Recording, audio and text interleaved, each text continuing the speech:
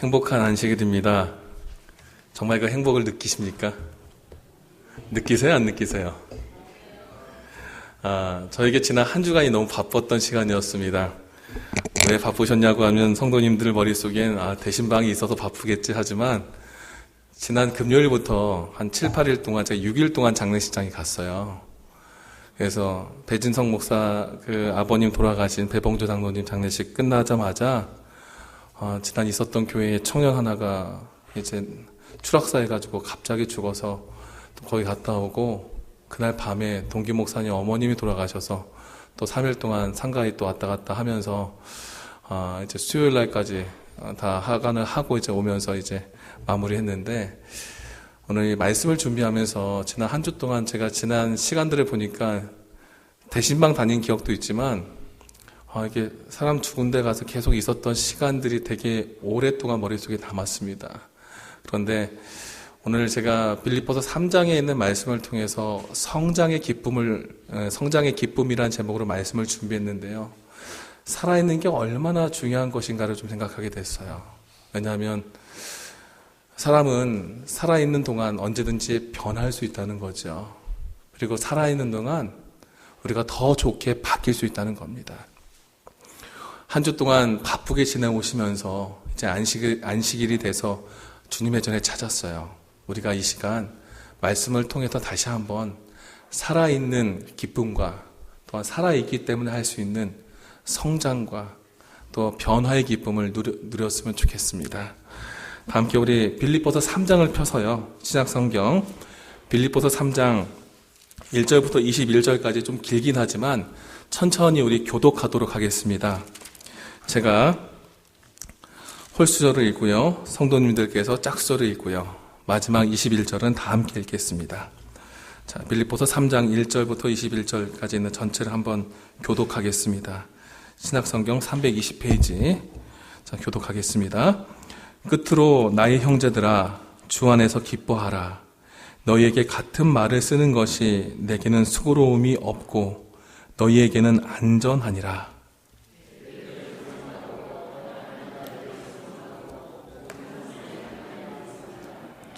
하나님의 성령으로 봉사하며 그리스도 예수로 자랑하고 육체를 신뢰하지 아니하는 우리가 곧 할례판이라.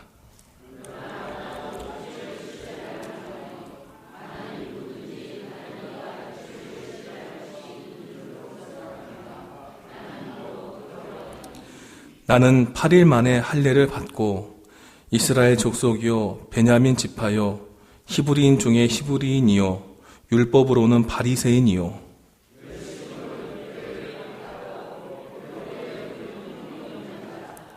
그러나 무엇이든지 내게 유익하던 것을 내가 그리스도를 위하여 다 해로 여길 뿐더러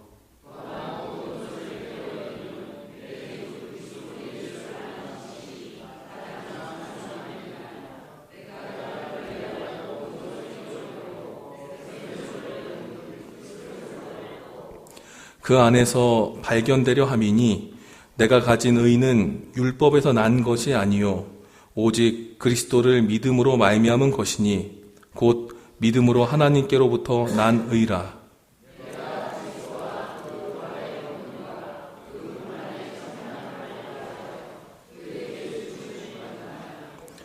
어떻게 해서든지 죽은 자 가운데서 부활에 이르려 하노니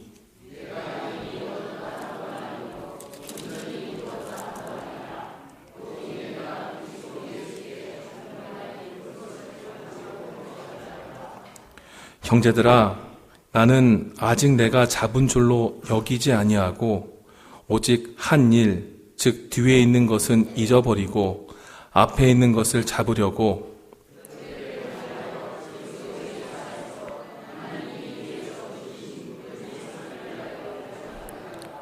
그러므로 누구든지 우리 온전히 이룬 자들은 이렇게 생각할지니 만일 어떤 일에 너희가 달리 생각하면 하나님이 이것도 너희에게 나타내시리라.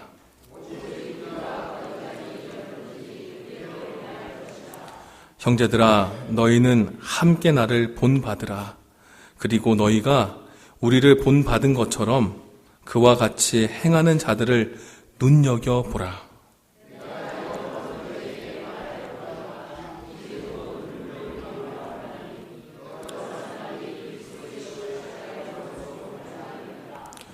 그들의 마침은 멸망이요 그들의 신은 패요. 그 영광은 그들의 부끄러움에 있고 땅의 일을 생각하는지라.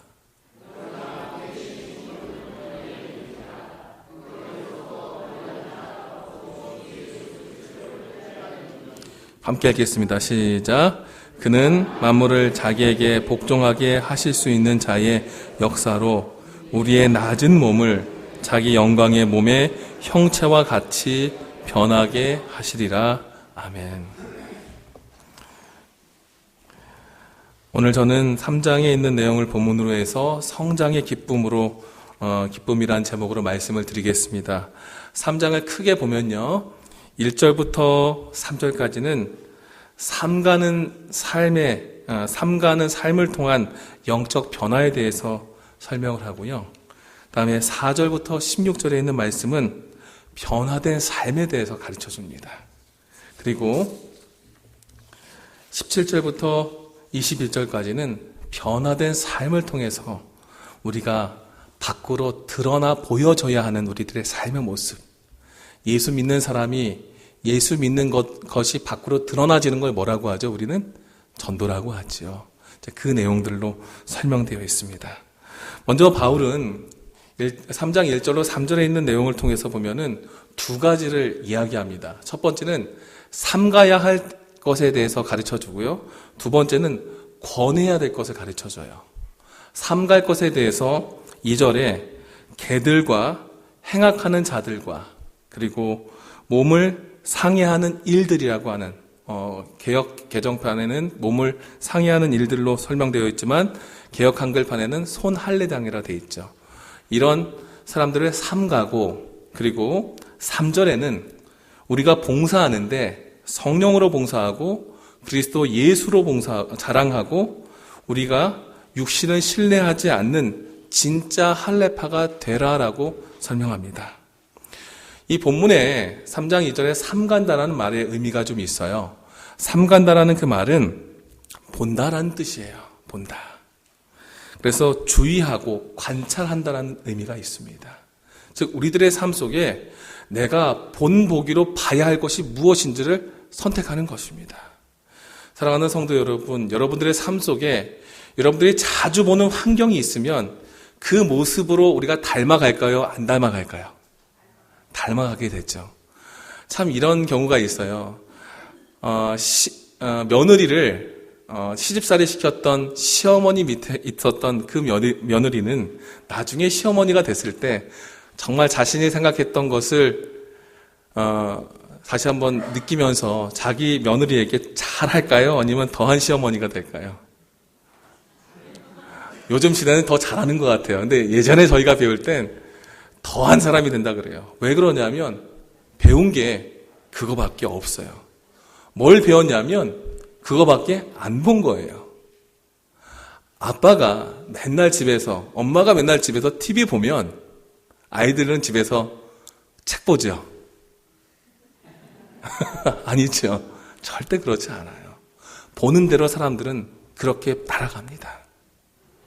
실은 저희 나이 또래 때 재림교회 신앙을 받아들이고 그리고 저희 이제 나이 또래 때 교회 나왔던 친구들을 볼 때 많은 친구들 중에 다는 아니겠지만 제가 아는 친구들 중에 많은 친구들이 교회에 나오기 싫어하는 이유들이 있어요. 그것이 무엇이냐면 교회에서 그들이 봤던 것이 예수가 아니라 현미밥과 고춧가루와 그리고 하면 된다 안 된다라는 형태적인 모습을 너무 많이 봤어요. 그들이 20대가 되고 30대가 되었을 때 스스로 신앙을 선택하지 않았어요. 친구들 중에. 제 친한 친구들은 366을 다 받았는데도 그렇게 나오지 않더라고요. 그 이유 중에 하나가 무엇이었냐면 너무 율법주의적이다. 껍데기는 갖고 있는데 뭐가 없어요? 마음이 없어요. 엄마 생일이라고요. 생일상을 차려주는데요. 평상시에는 엄마에게 제일 뭐예요? 속 썩이는 자식이에요.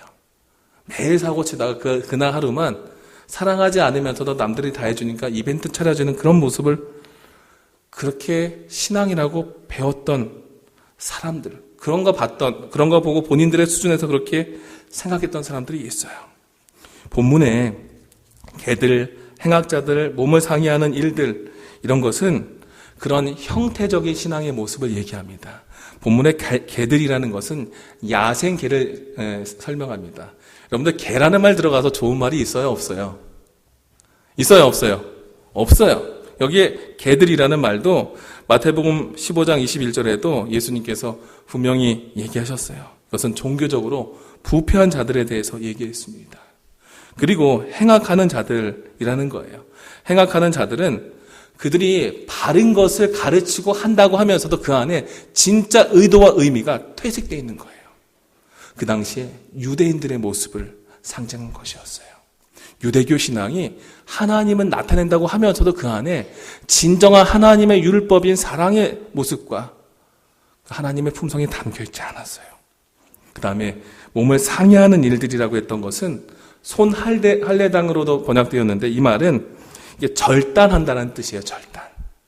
근데 실제로 할례라는 말이 이 헬라어 원문으로 번역이 될 때는 페리토메라는 말을 써요. 그 말은 둥글게 자른다는 뜻인데요. 본문에 몸을 상해하는 일에 상해한다는 뜻의 절단은 카타토메라는 말을 썼어요. 이것은 잘라낸다는 거예요. 할례라는 의식이 피부를 잘라내는 의식이잖아요. 근데 이 둥글게 자르건 절단하건 자르는 것은 마찬가지지만 자르는 의미는 같아요, 달라요? 다르다는 거죠.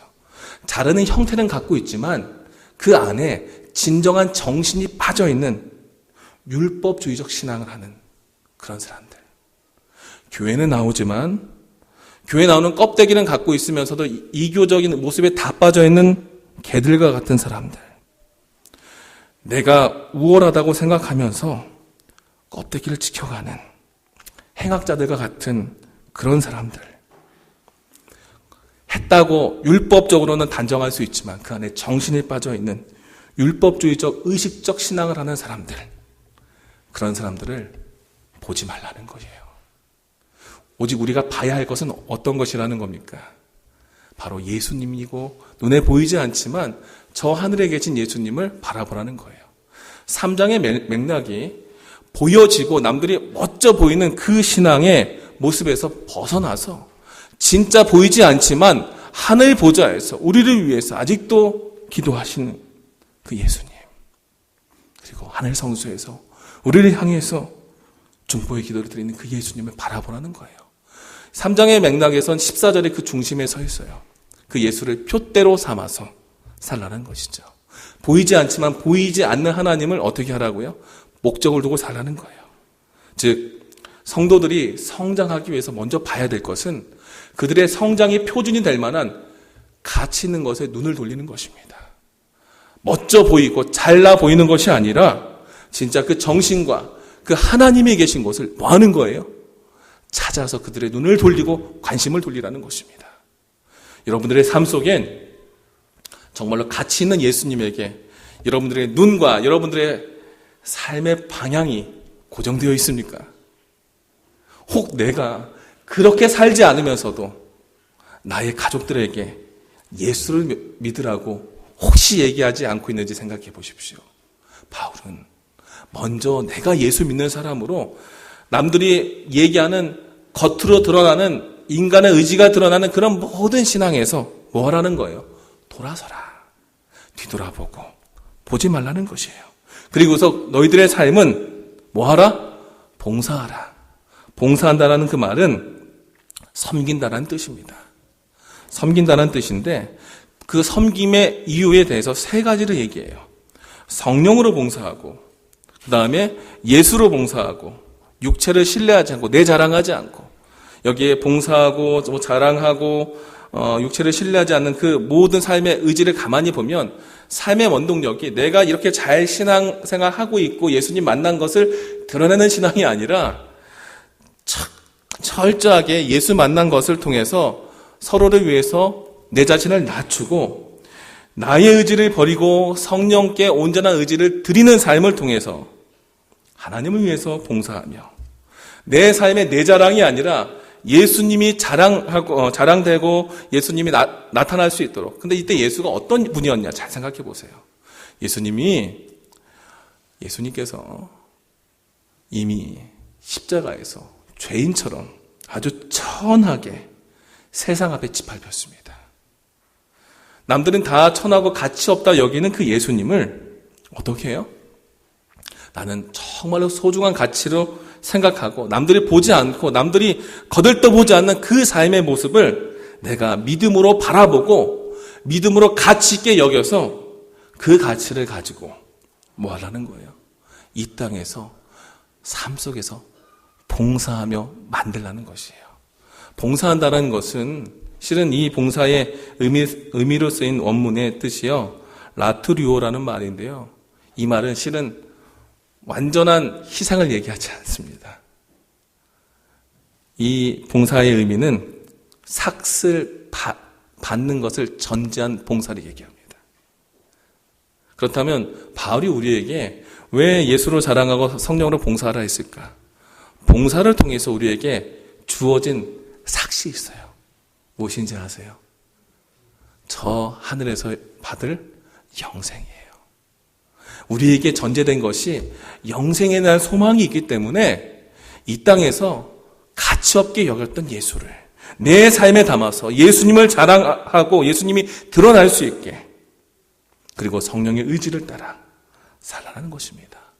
바울은 철저하게 내 자신을 배제하라고 가르치는 거예요. 예수님의 삶 속에서, 예수 믿는 삶 속에서 나는 내 안에 예수께서 거한 그 증거로 사는 것을 기쁘게 드러나는 것이에요. 거기에서부터 뭐가 있는 거예요? 성장이 있어요. 여러분들, 아이들 키가 안 큰다고 밥을 먹여보셨던 경험이 있으실 거예요. 그렇죠? 먹기 싫어하는데 키가 잘 클 것 같은데 애들이 잘 먹어요, 안 먹어요? 안 먹어요. 그래서 억지로 막 먹여요. 그럼 그 아이들이 그 먹은 거로 기뻐요, 안 기뻐요? 안 기뻐요. 근데 스스로 그 아이가 엄마 마음을 알고 자신이 충격을 받았어요. 내 주변에서 내가 제일 작아. 엄마 어떻게 하면 돼?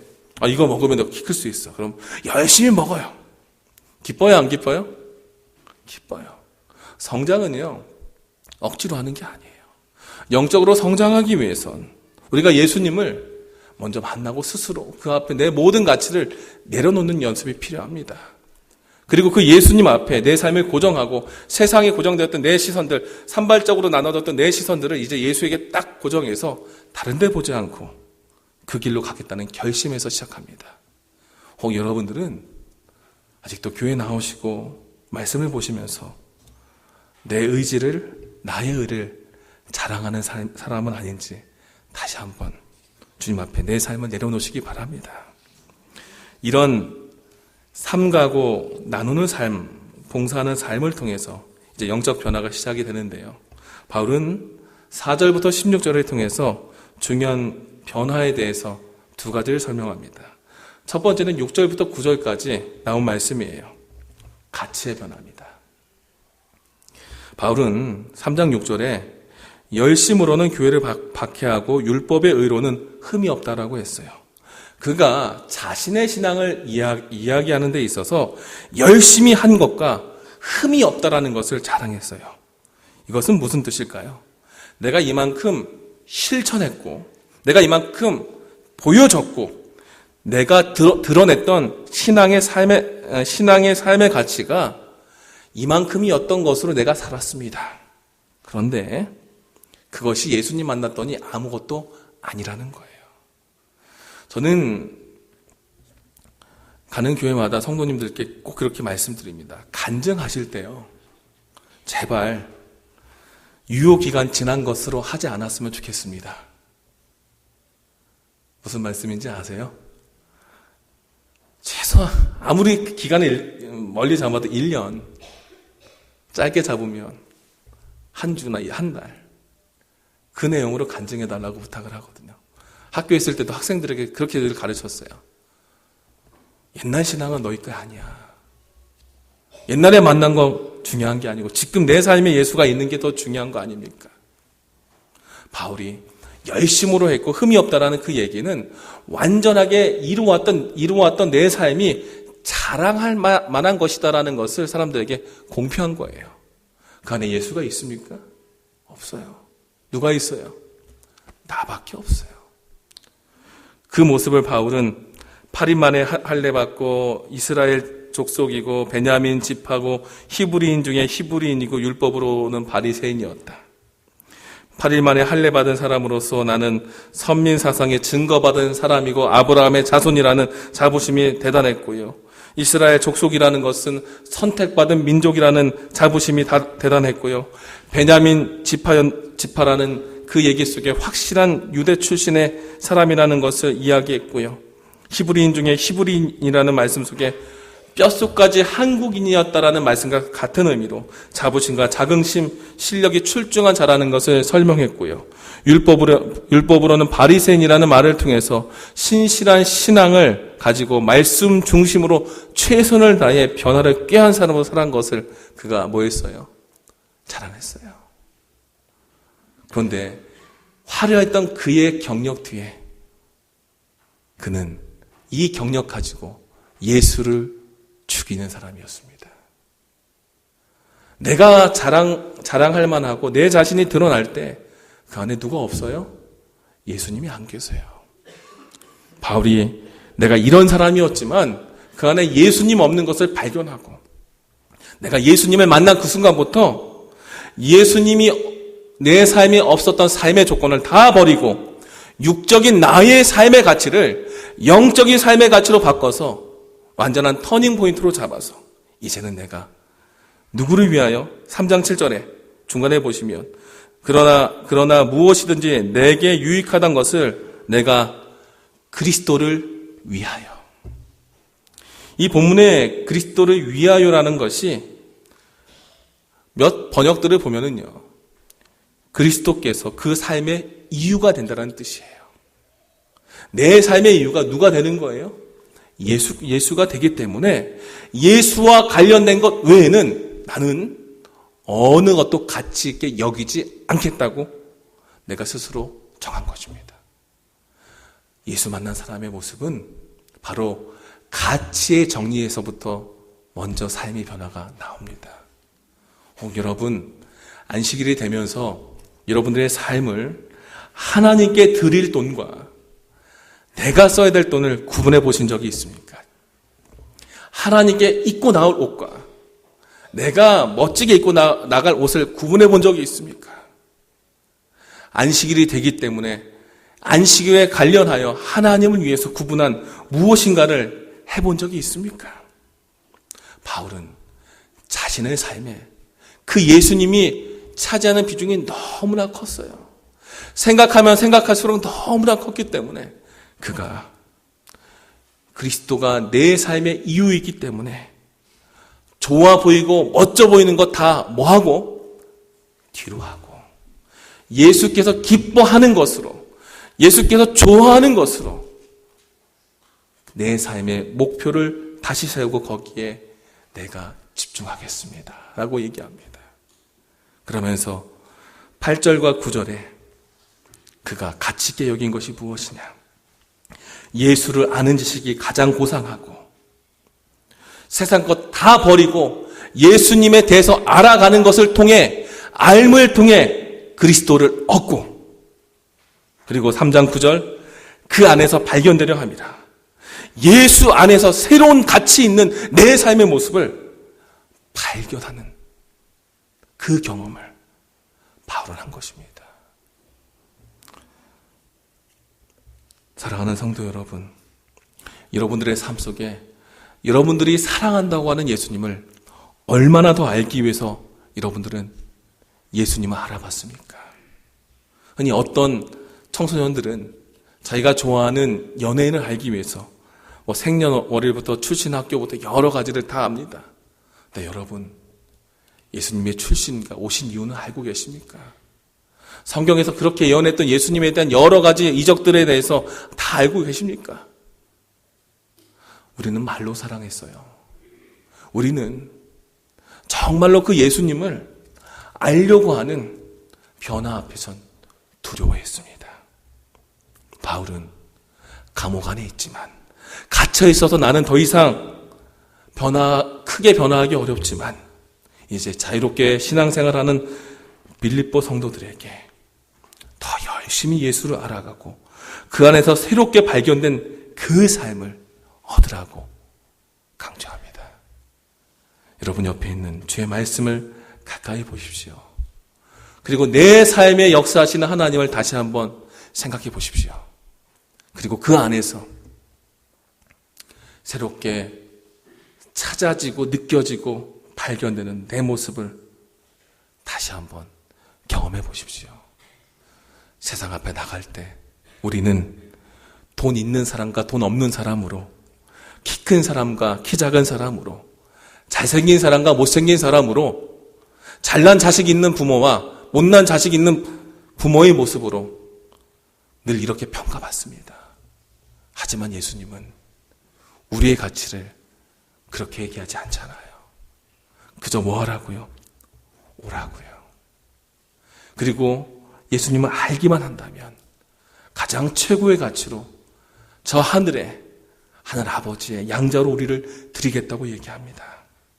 우리 안에 표면적으로 챙겨가기 위한 신앙보다요, 예수를 만났기 때문에 예수님께서 기뻐하시는 삶으로 나의 삶의 가치를 바꾸고 그것을 하나하나 실천하는 삶으로 변화되기를 간절히 바랍니다.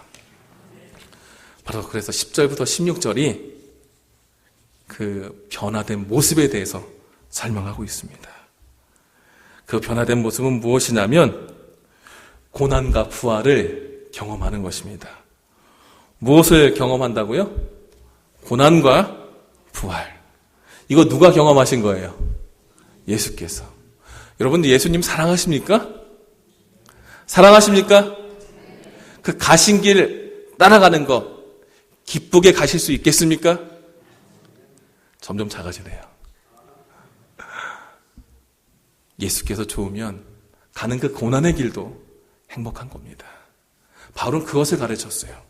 그런데 혼자 고난을 받는 것과 여러 명이 고난을 받는 것 같을까요? 다를까요? 달라요.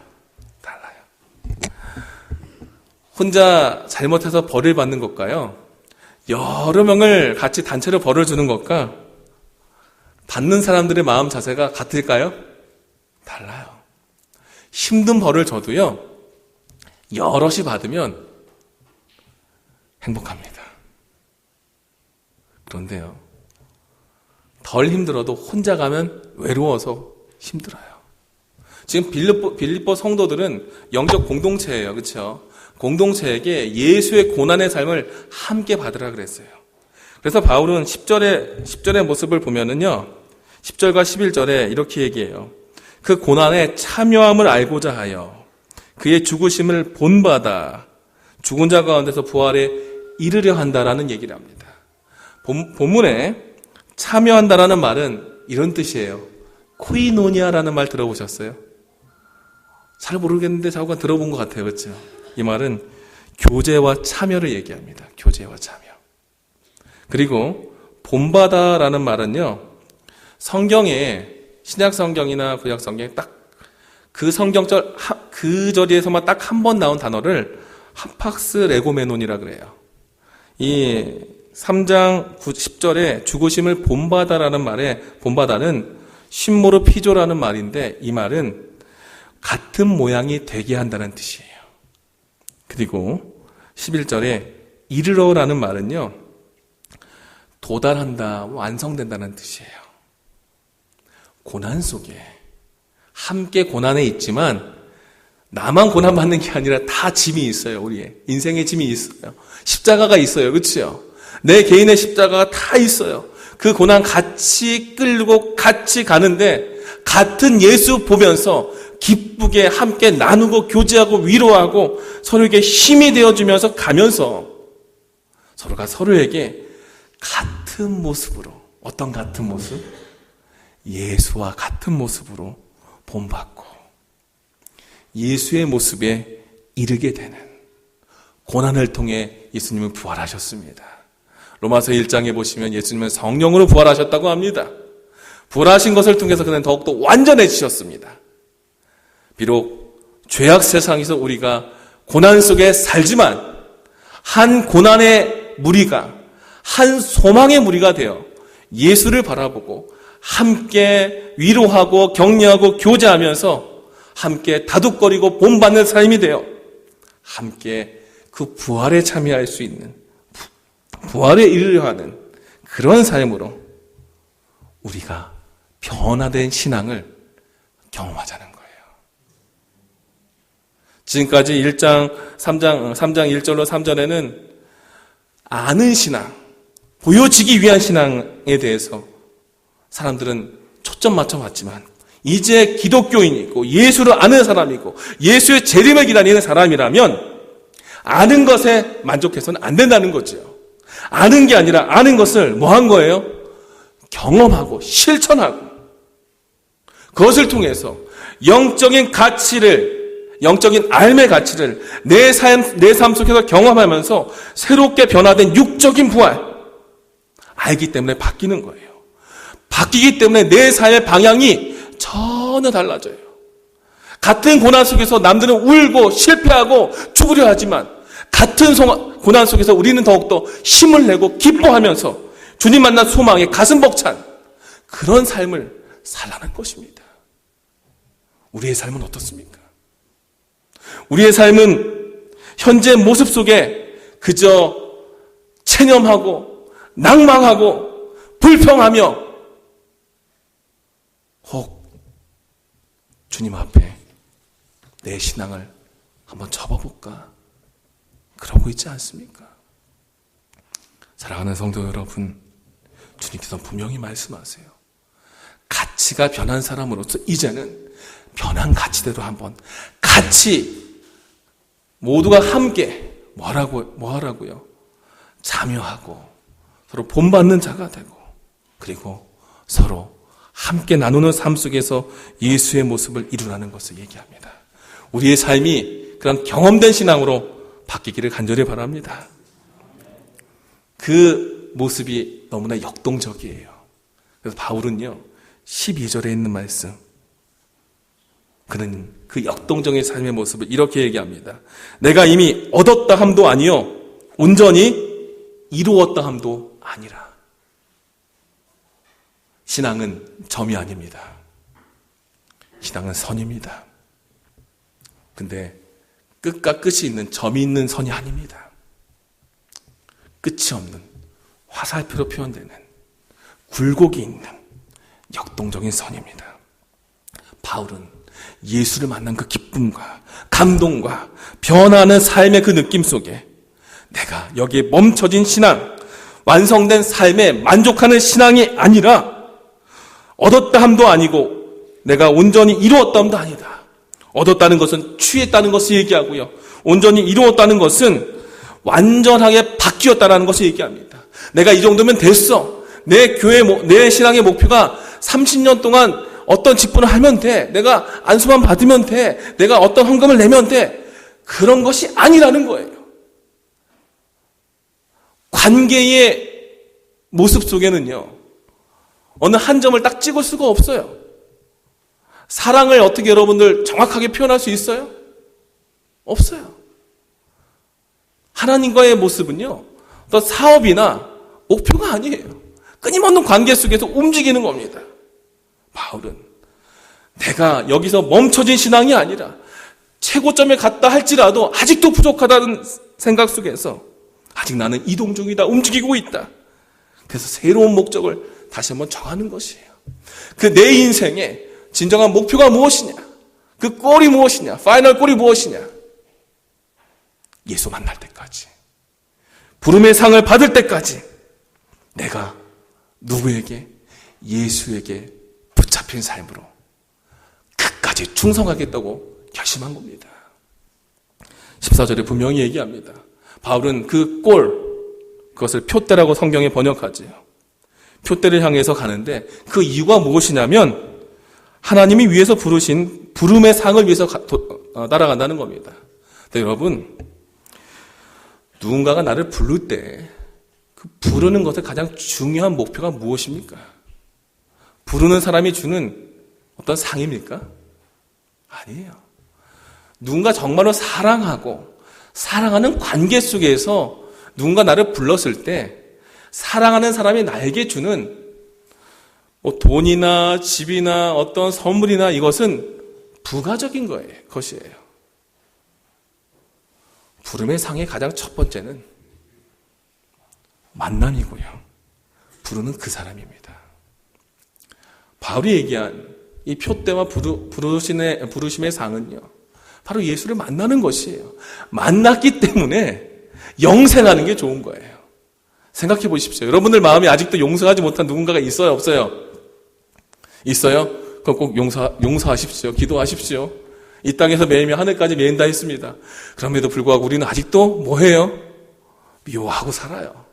용서하지 못한 누군가와 영생한다고 생각해 보십시오. 그 둘과 함께 행복해요? 아니에요.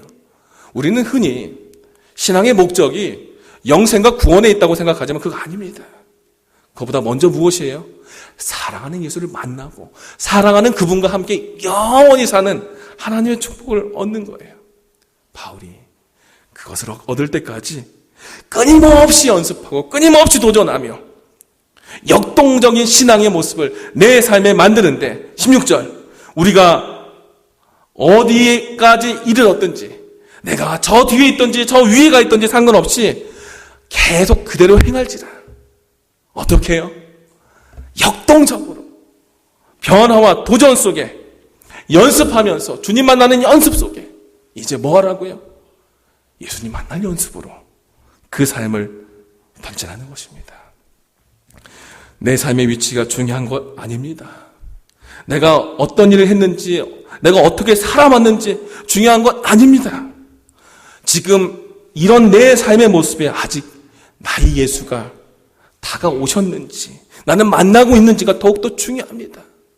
그리고 그 예수님이 내 삶에 한번 보여줬다면 그 예수님을 붙잡고 나아가는 삶으로 한번 가치를 두고 연습하고 도전하며 변화해보자고 바울은 그의 사랑하는 성도들에게 편지했습니다. 우리가 이런 사람 됐으면 좋겠습니다. 정말 예수 만난 그 기쁨으로 예수님 앞에 끊임없이 변화하기 위해서 주님 앞에 나아가는 하나님의 종들이 되기를 간절히 바랍니다. 그 바울은 이런 성장에 대한 기쁨을 가슴 벅차게 이야기하면서요. 이제 그가 중요한 한마디를 던져요. 17절 형제들아 너희는 함께 뭐하라? 나를 본받으라. 여러분은 여러분들이 가르쳤던 누군가에게 여러분들의 자녀들에게 혹은 여러분들의 가장 친한 친구에게 나를 본받아 내가 정답이야 이렇게 얘기할 만한 자신감이 있습니까? 영적인 모습에 우리는 늘 뭐해요? 부족해요. 그렇죠? 아니 나보단 더 잘해야 될 텐데 이 생각이 더 많지요. 바울이 이렇게까지 얘기할 수 있었던 그 이유 그가 형태적으로 무엇을 했는지를 바라보지 않았어요. 지금 바울의 가치가 1절로 3절의 얘기 속에 드러나는 신앙에서 예수를 만난 신앙으로 바뀌었지요. 그렇죠? 그것을 더 강하게 얘기했습니다. 할례에 대해서 그는 칼로 베는 할례에 대해서 그는 강조하지 않았어요. 그것은 그 마음에 하는 할례, 이면적 신앙에 대해서 로마서 2장에 그는 더욱더 중요하게 얘기합니다. 바울은요, 나를 본받으라고 할 수 있었던 그 중요한 가치는 그가 얼만큼 기도했고 얼만큼 누군가에게 전도했고 다 훌륭하게 하긴 했지만 그거 다 뒤로 했어요. 그게 뒤로 하고 정말 내 예수 사랑하는 거 여러분 너희들 알지 않냐? 여러분 내가 예수님이라면 모든 것을 다 버리지 않았냐?